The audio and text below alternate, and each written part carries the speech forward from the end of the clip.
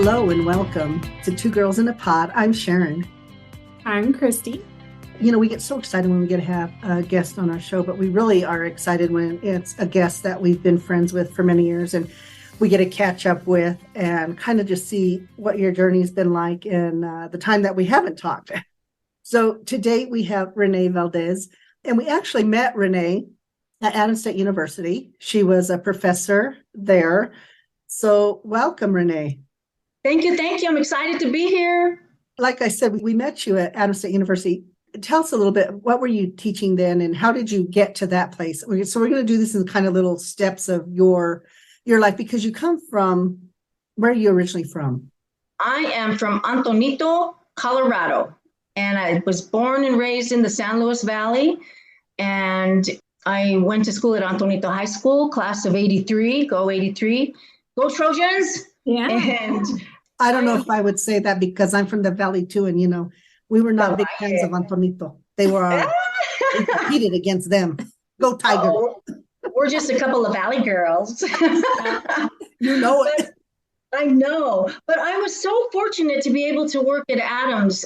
You know, I started out, I got my undergraduate degree there and my master's degree, and I was doing a lot of things, worked with the mental health center in the San Luis Valley, worked with the adolescent health program through Valley-wide Health Services, having a total blast, and had the opportunity when Dr. Weldon, I don't know if you guys remember Dr. Weldon, he retired. One of his classes was human sexuality. And it was right up my alley. I was working in the AIDS field. I was doing a lot of case management with HIV AIDS patients and working with STD prevention and going into the high schools and talking to kids about being smart when they have sex and, you know, all kinds of good things. So I really had to beg Don Bass at Adams State to let me try teaching this class. And he did.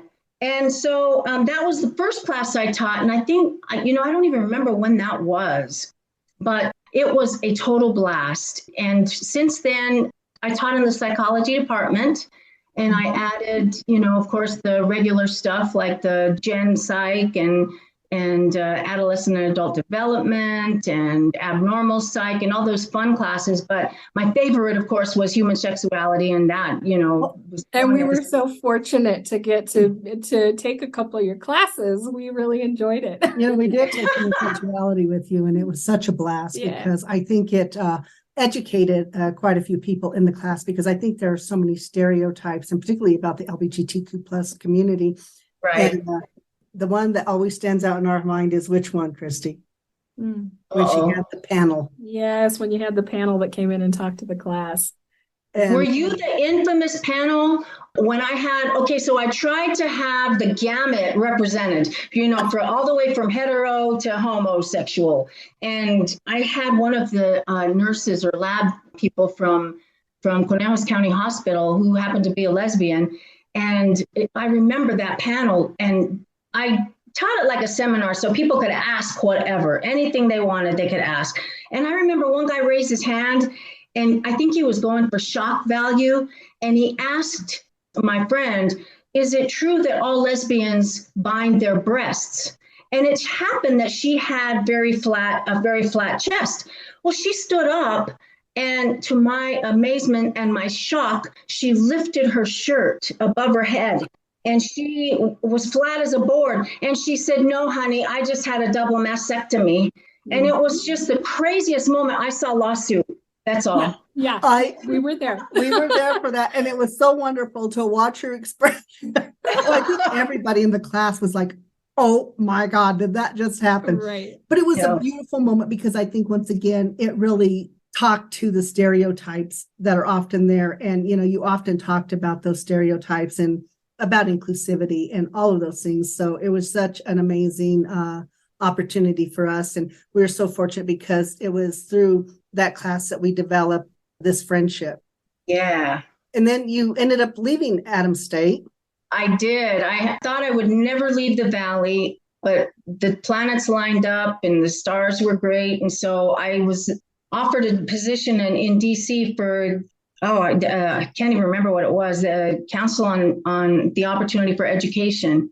And it was a great opportunity. And I hated to leave Adams State, but I did. And I moved to DC area and did some wonderful things while I was here. I stayed with that organization for a few years. What did Then they I went, go ahead. So with that particular organization, what was that about? What were you? I was the director of educational services, and it was like an umbrella for talent search, Upward Bound, student support services, all of those programs, and the TRIO programs. And of course, I'm a product of Upward Bound myself in the 80s. And so it really was important, an important step for me to be able to work with kids again on that higher level and be able to plan things and lobby with senators and congressmen for more money for students like I was, which is really cool. Could you explain Upward Bound for people who don't know what that is?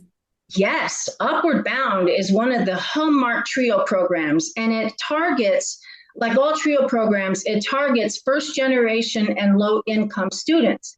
Students like I was, raised at poverty level with my grandparents, receiving commodities and not knowing I was poor. And many of us don't have the opportunity for college. And so Upward Bound identifies students like this. And they have a year-long component where we meet with counselors, we talk about, keep us on track with our education in high school, and then offers us opportunities like living on a college campus for 6 weeks out of the summer and actually attending college courses. And sometimes I think we got college credit for that. But the main thing was getting exposure to an environment that I probably would not have gotten exposure otherwise because, me in college, I can't afford it, but they hooked me in. So that was a great thing. Oh, yeah. And I think what's really important is, that there's so many people out there who don't know there are these opportunities available to them. They have the desire to go further than they are, but it's like they just don't know, and we often talk on our podcast about the importance of following your dream, having a dream, then to be able to follow. And then, but also in following that dream is there has to be building blocks to it. And when you have those opportunities, Upward Bound sounds like it was a building block for you. It was, and it was a continuation. I was raised by my grandparents, and they were so on to education. My grandma would always tell me she was raised during the Depression, so she couldn't afford to go to college. And she told me, he thought, you got to go to school, you got to go to college, get your degree. That's something that nobody will ever be able to take away from you. And it'll, give you independence and some more stuff. So she was the beginning of my motivation. Okay, because that's something else that we'd like to talk to people about, is who are those people that motivate you? Because, whenever you're on any path, you have those moments where you just want to quit, because it becomes overwhelming or whatever, life happens. So who for you? I think very early on, of course, my grandmother was my icon. When I was little and lived with her, she raised me since I was a year old. My mom died when I was a year and a half old. So they became my pillars of being. And in her day, it was not commonplace for a woman to work. She was a reporter of the local newspaper, the gossip columnist. She would call everybody on Monday morning and say, hey, you got visitors coming, you got what's going on in your life and all this stuff. So grandma was the first one. And then, of course, I've got the icons like MLK Jr. He was a big force in my life. Somehow, when I was very young, I don't know if in a previous life, I was African American. I don't know what the hell, but I was very moved by readings about him and the things that he did for nonviolence, like following the ways of Gandhi. And, just so he became a real spiritual kind of connection for me. Of course, Malcolm X. I don't know if you know this, but Malcolm X died as I was coming into this world, February 21st, 1965. I think we gave each other a high five on the way out and in. Oh, wow.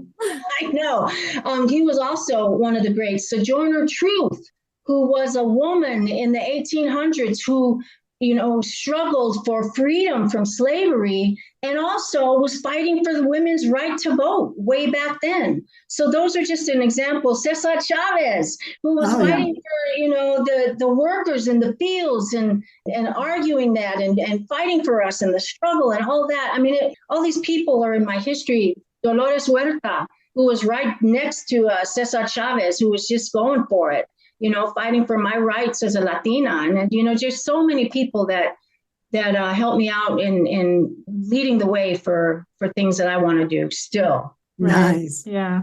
So then you went on to do this program, and you obviously didn't stay. Did you stay there? Did you move on from that? What happened? God and the universe and Mother Earth got together, and they decided that my life was boring and didn't have enough excitement. And so in 2013, I lost my eyesight, which totally threw my butt through a curve. I was minding my own business, and somehow I was diagnosed with this crazy autoimmune disease, VKH, and it's a syndrome of kind of symptoms, but the one that I really was affected by was blindness. My retina is totally detached very suddenly, and within a month or two, I was totally blind. Excuse the pun, but I was totally blindsided. I didn't see this coming. Right. And who would? Yeah, I know. So that had a huge impact on the trajectory of my life. I changed up. I mean, before this happened to me, I was working as an independent consultant, doing trainings around the United States for TSA supervisors, Bureau of Prison supervisors, leadership kinds of things, and just having a blast, Okay, so wait, you went from a position where you were doing this trio program to this other job. Well, in between there, I had a few things. I worked with the American Psychological Association. I was the director of educational services for graduate students, working with doctoral students in that capacity, setting up mentor programs with other PhD level professionals, that kind of thing. I got to be a high school counselor at Maya Angelou Public Charter School, which is an inner city school in the Shaw district of DC, which was totally cool, working with kids. And what I learned there, even though you had to pass through metal detectors going in and out the building, even though one of my students lost his gun in the school and we had to shut the school down to find it, the valuable lessons I learned there, kids just want to connect. And I would try to connect with them, and they'd say, you know what, you're going to be gone. Why would we want to, get to know you? And what they said was true, because I did go and I left them. And that was, a big deal. And then from there, I started doing independent consulting. I worked with DC government as a supervisor for workforce development.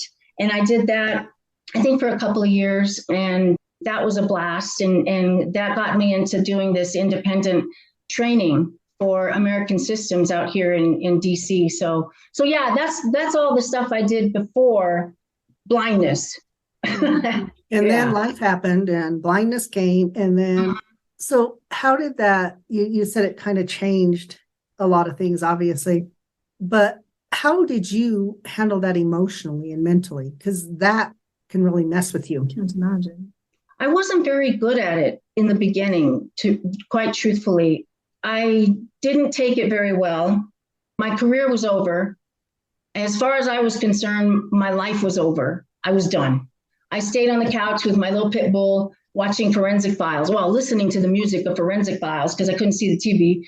And I drank a lot. I mean, quite honestly, I don't know if this is what you want to hear, but I became an alcoholic, guys. I started drinking, and that's the only escape that I had, because for the first time in my life, I didn't have a direction. I didn't know what I was going to do tomorrow. I didn't have my calendar in front of me saying, oh yeah, you got this presentation and this, all these things. As far as I was concerned, I was dead.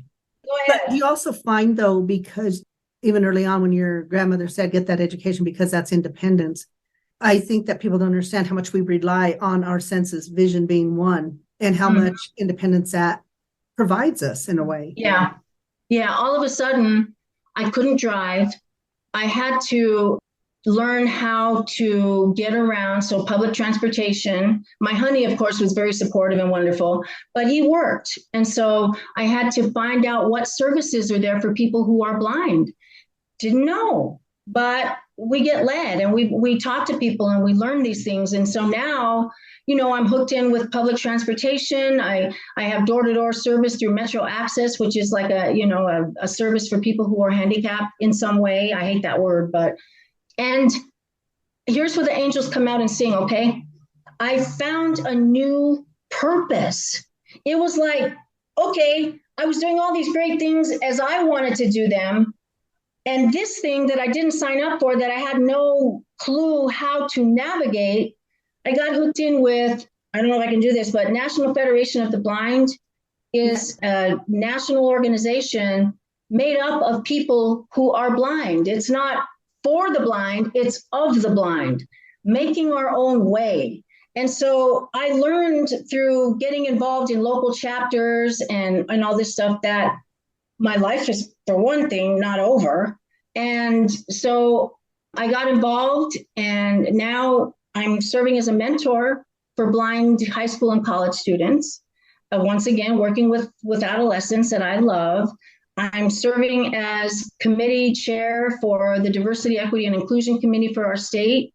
I'm doing legislative advocacy, going to meet with senators and congressmen and telling them, okay, you guys got to get off your duffs and do these things that greatly affect my community now that I'm this blind person. And it's like I dug my way out of this hole with the help of a lot of people. And now I feel like I have some direction. Right. Amen. Hallelujah. And oftentimes I talk with people because I work with people who sometimes have those things, where life happens. I work a lot with military veterans and stuff like that. And stuff happens. They lose their ability to do this, that, or the other. And helping them to bridge that thing of, you're not going to be who you were because you can't be. So who can you be now, this new improved kind of version of who you are? And that's it's kind of a hard thing to navigate sometimes, Oh my God. I still mourn my career. It still aches me every time I see somebody doing something great. You get those LinkedIn celebration things, and it's like, it still pulls at my heart because I was having such a blast in my career. And I was, of course, making a lot of money and networking and doing all this stuff.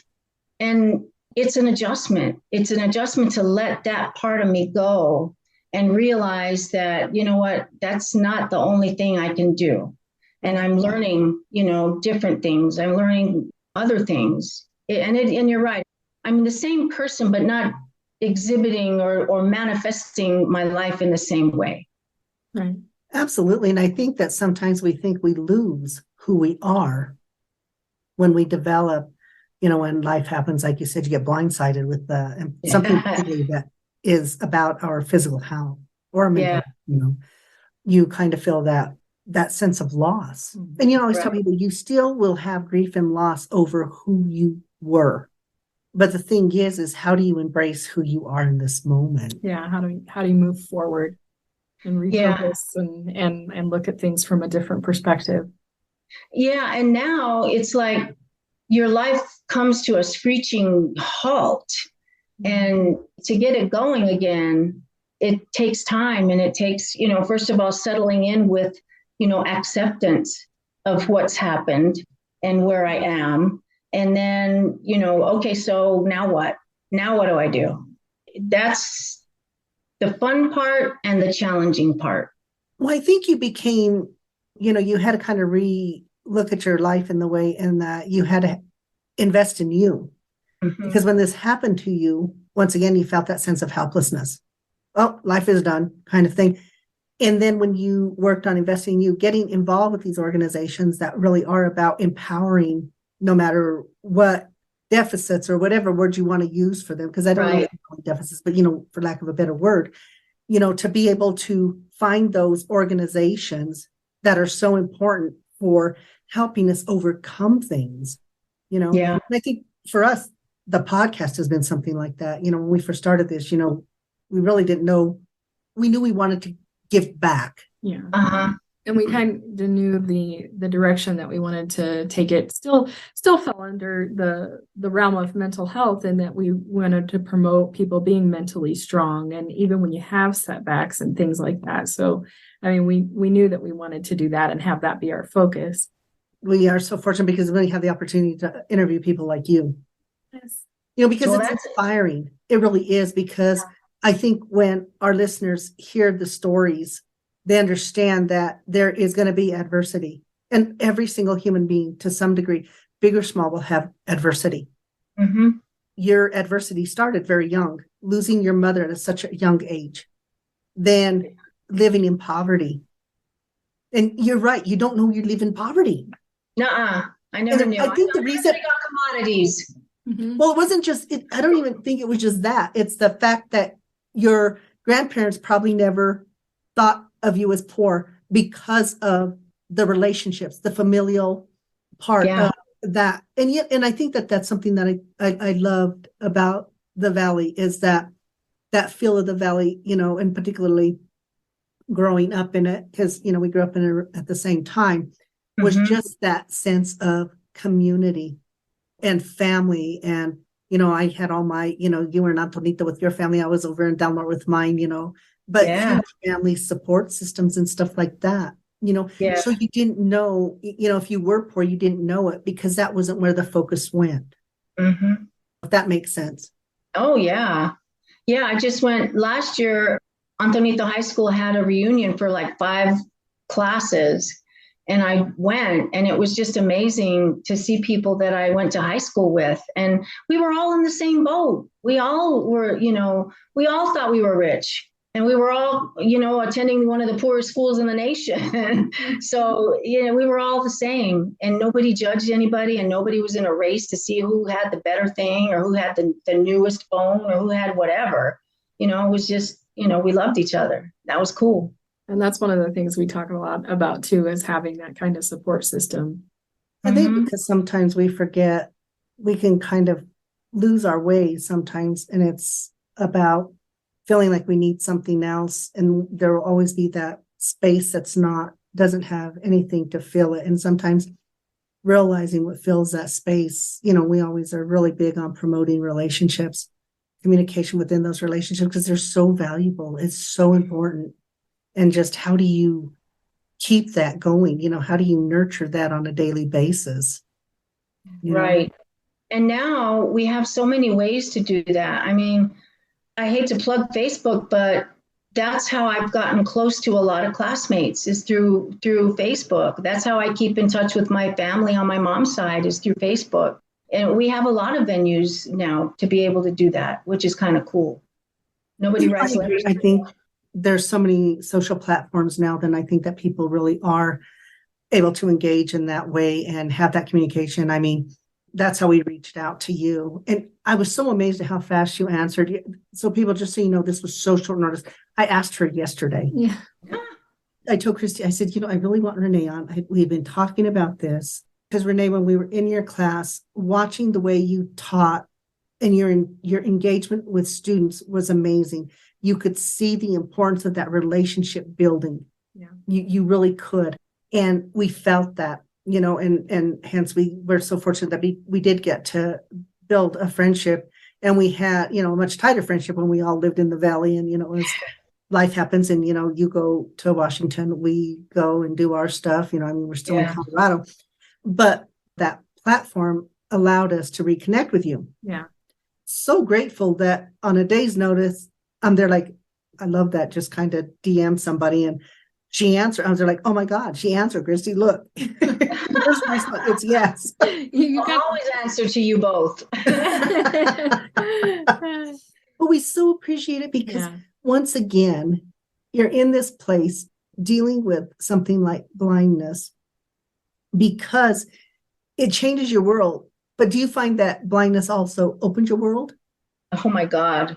It really has. I mean, things that I took for granted, things that people take for granted, just being able to go where you want when you want.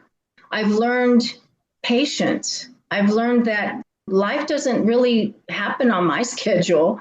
It happens when it happens, and the lessons I've learned that when I was taking, you have to take, when you're blind, you got to take mobility lessons. So you learn how to use a white cane. And my mobility instructor, God love her, she would take me and drop me off at the subway station in DC and say, all right, I'm going to leave you here and you're going to meet me way back in Alexandria, where I live at Kingstown or whatever subway station. And scary as hell. But I learned that, you know what, I can't see and I need help. So I'm just going to ask the next Joe Blow or Jane Blow that I run into, all right, where's the this or that? People overall have been so friendly and helpful.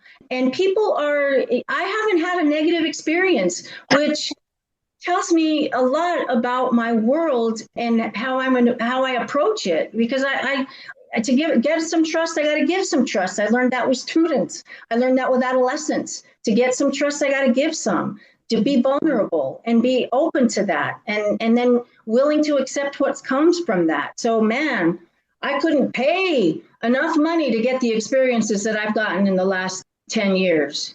Yeah.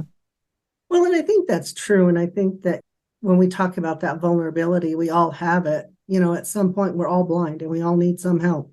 Mm-hmm. You know what I mean? But it's such a struggle sometimes to ask for it. But I think there's such a different vulnerability when you can't see what's in front of you. Yeah. There has to be a fear factor to that as well. Oh my God. It is so darn scary. You don't know, just the mechanics of walking on a city block.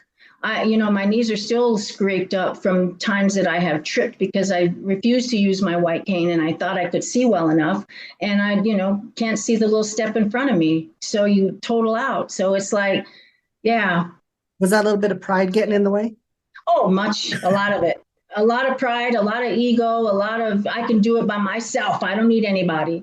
How did you overcome that? Because that's such a big thing because, I often tell my, if I have those clients that are, they're like, oh my God, you're letting your pride get in the way. How, how is that pride truly serving a purpose for you? How did you overcome that? Sometimes I still, have a hard time, but I guess, the whole accepting where I am right now and feeling more confident in my skin, that totally got blown to hell when I had this little, adventure. But I feel better in my skin. I'm gaining more confidence as I'm getting more plugged in. And for me, that involves giving back. I'm gaining confidence as I'm able to help others gain their place in life.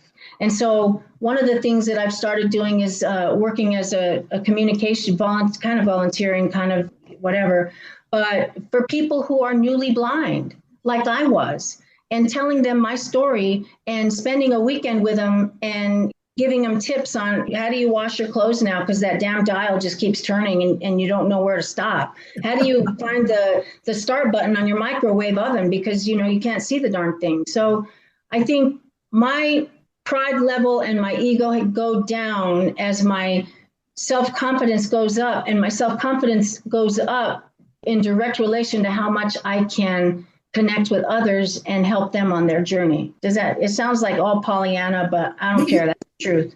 No, I think that there is so much truth to that. I think especially when whether you're in the professions of helping or when you're out there just doing it and it's not even part of your profession, the more you give back to your community, the more you do. When we first started this, your anxiety was a little high. Yeah. Just a little bit, right? We did a whole episode because, the thing is, but one of the things we talk about, because one of the things you say about the podcast is that it's changed a lot for you. Yeah. As we've continued on, I feel like that it's helped me to come out of my shell a lot more. It's still a work in progress, but I feel like that it's actually really helped me to gain confidence. Yeah, because you're the quiet one.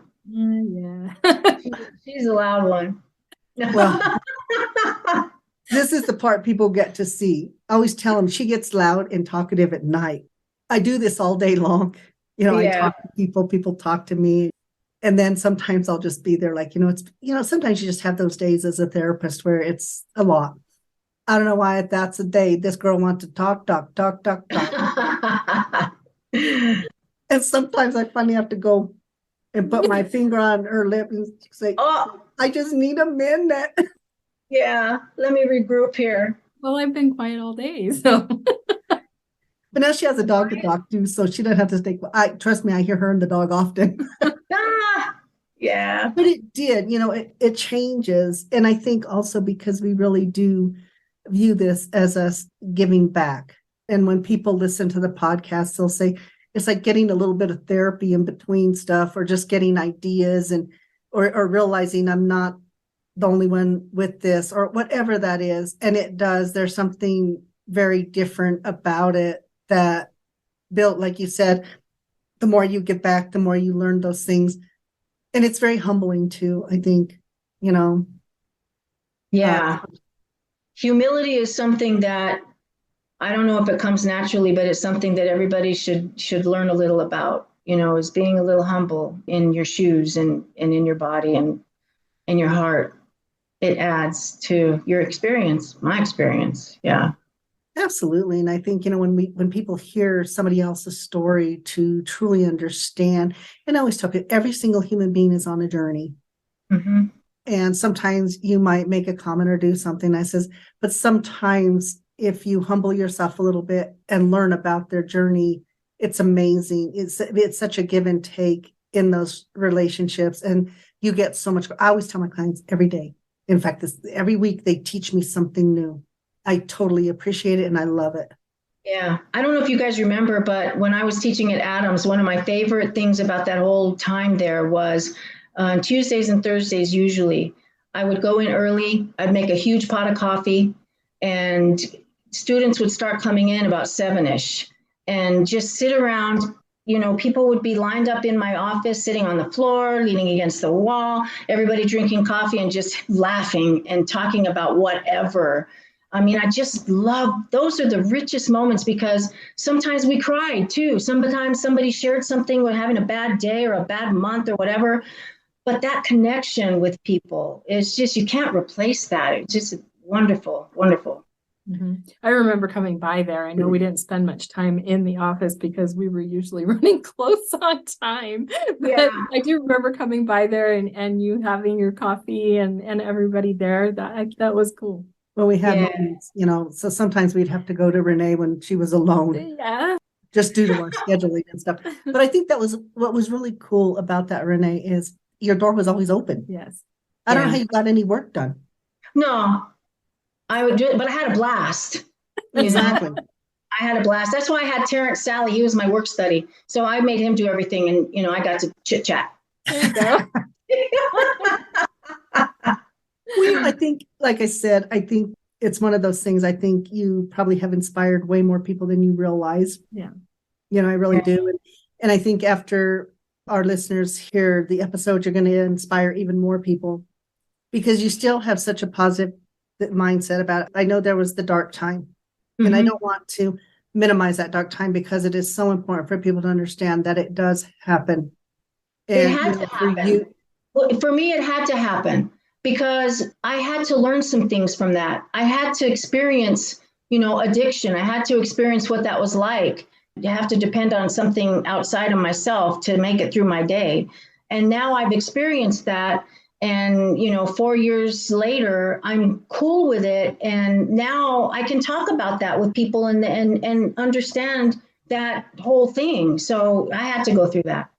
Yeah. So, when you talked about the addiction piece, how was that for you to realize you didn't need that substance? It was like a no-brainer after a while. I didn't, my honey and my mother-in-law kind of did an intervention with me, and poor guy, I mean, he'd get home at work and I knew it was time to start drinking when Wolf Blitzer came on at 5:00, CNN. And it's time, my glass of wine. Well, by the time he'd get home, I was slurring my speech and I was like, hi, honey, and it was like, who is this?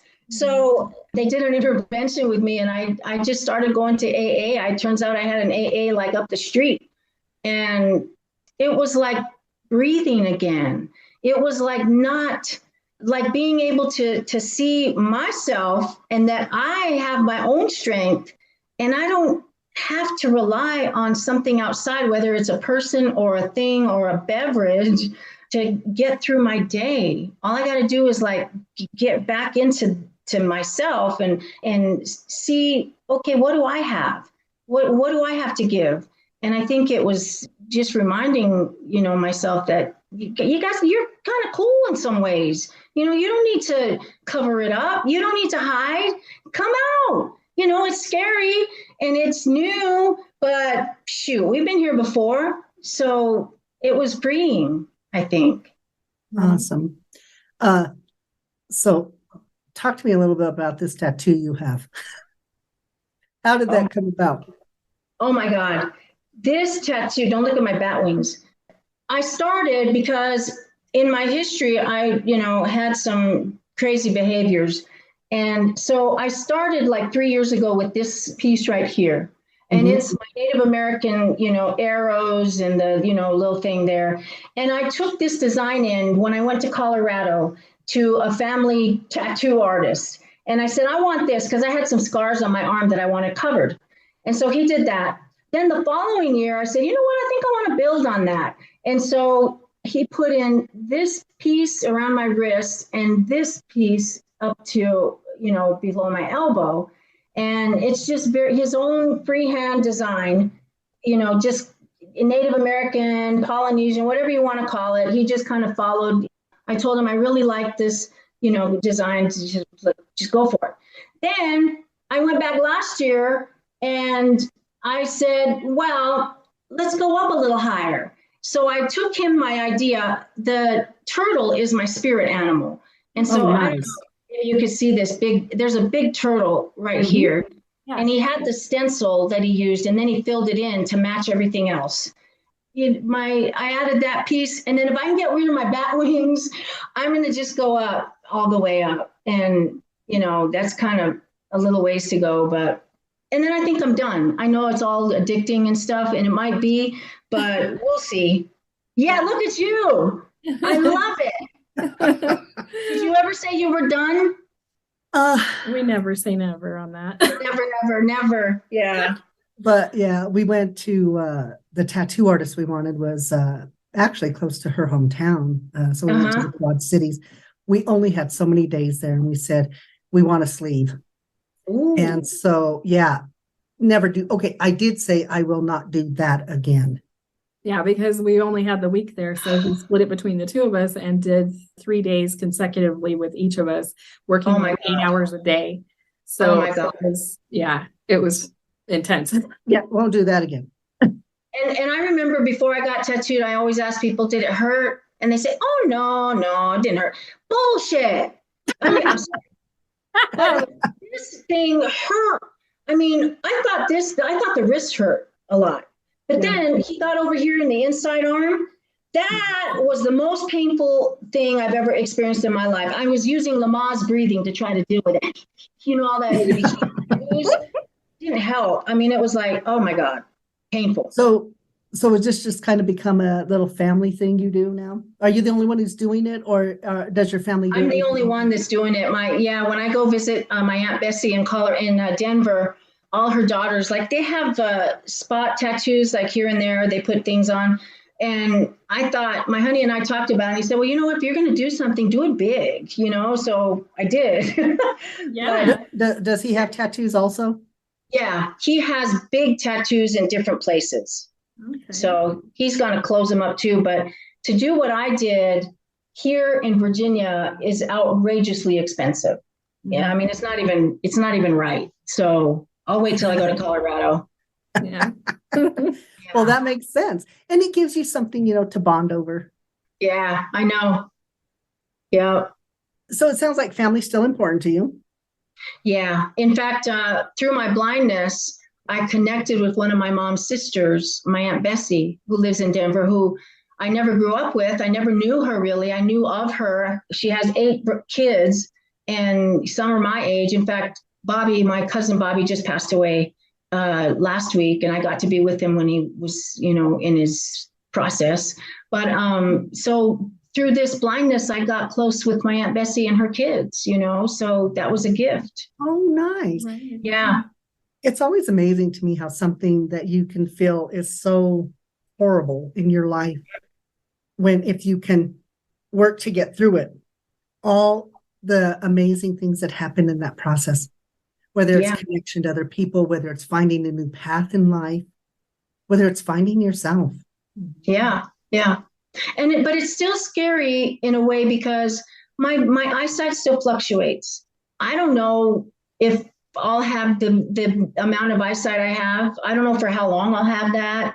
I guess I just have to go with the punches and see what happens and be flexible.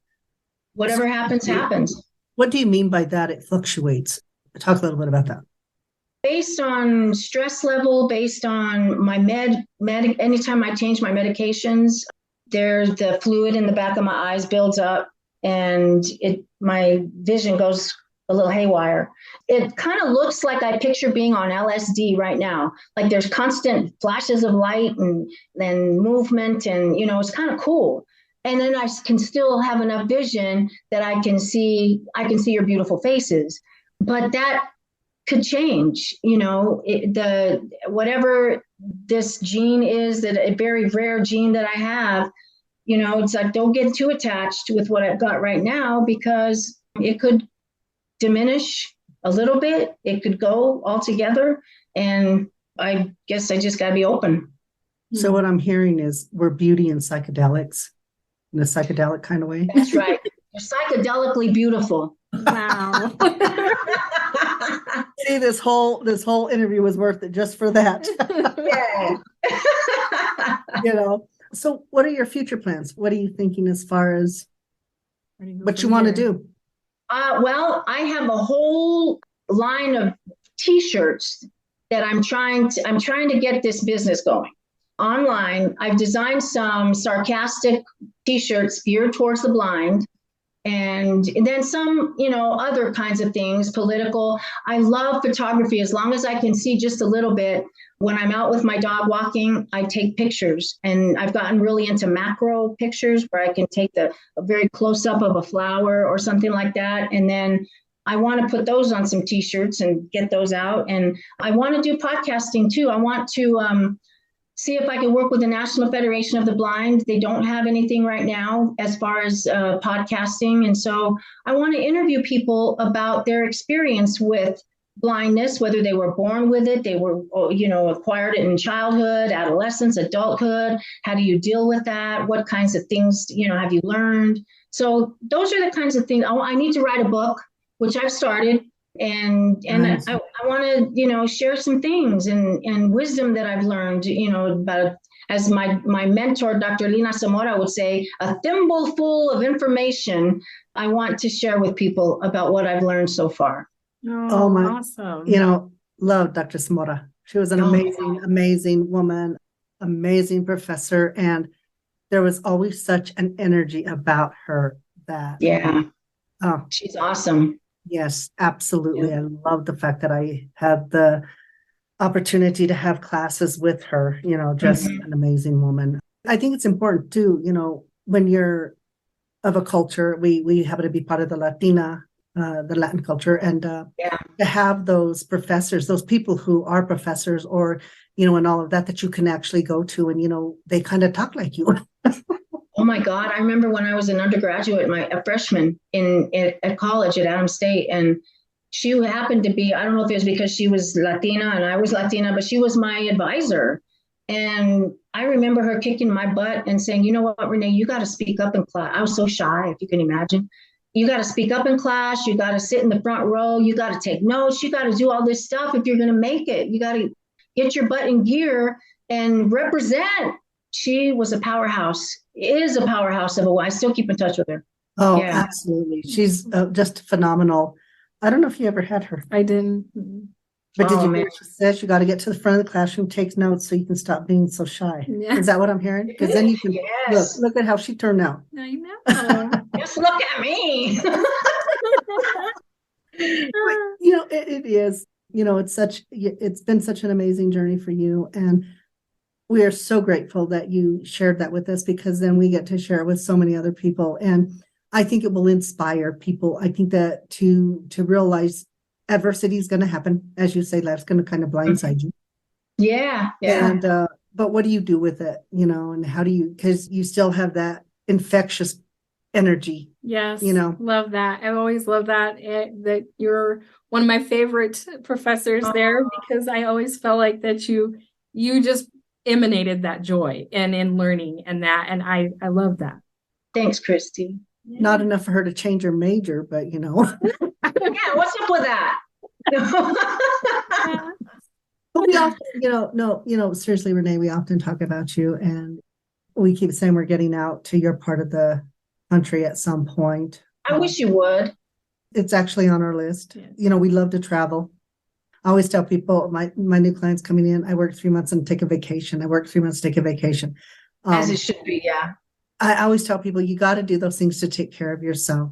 You got to do those things.